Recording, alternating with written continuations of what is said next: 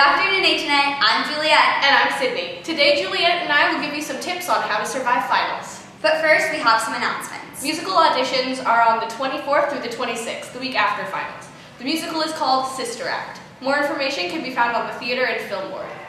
There's also a Women's March, which is a silent, peaceful march against hate, racism, sexism, and xenophobia for equality, feminism, LGBTQ rights, and environmental justice.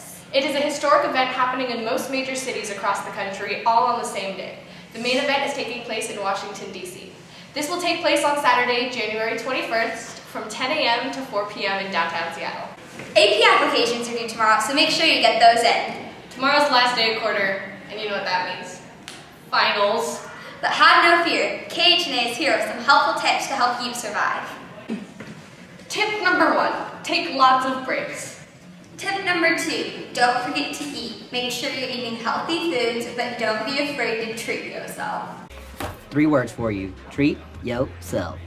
Treat yourself 2011. Tip number 3, ask your teachers for help. They will most likely be available for assistance and they want you to succeed. Tip number 4, use baby animals as therapy. They'll help you to cope. Tip number 5, use the final grade calculator to figure out what score you need to succeed. It doesn't make sense to try to get a 143% in your finals getting in the class. Crap.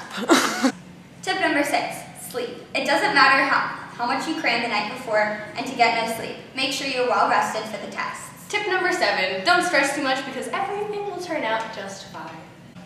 And now, let's go to Miss Karp for the finals edition of Elevator Ambush. Hi, I'm Annie Akers and this is KHNA's Elevator Ambush. And do you enjoy giving finals? I think that it's probably an important thing to do, and it does synthesize information, but enjoy is a bit strong. Okay. Do you think the process of studying and taking final exams helps the HNA students? I think it probably depends on the kind of final and the kind of information, but sometimes going back to what you learned at the beginning of the year that you have since forgotten, and therefore not forgetting it, putting it into your long-term memory is probably a good idea. If you could give a giant 2-hour-long exam on anything in the world, what would you write it about? A giant 2-hour exam? Life and the meaning of everything. Yeah.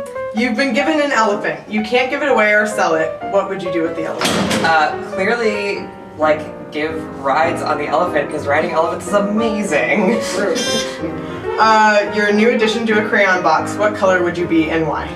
Ooh, some weird crayon that can swirl multiple colors, because I can't possibly choose. Until next time, Annie Akers signing off from KHNA. Thank you for that helpful information, Miss Karp.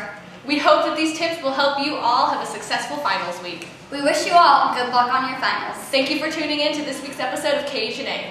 Again, I'm Juliet. And I'm Sydney. Roll Cougs! Once a year, Donna and I spend a day treating ourselves. What do we treat ourselves to?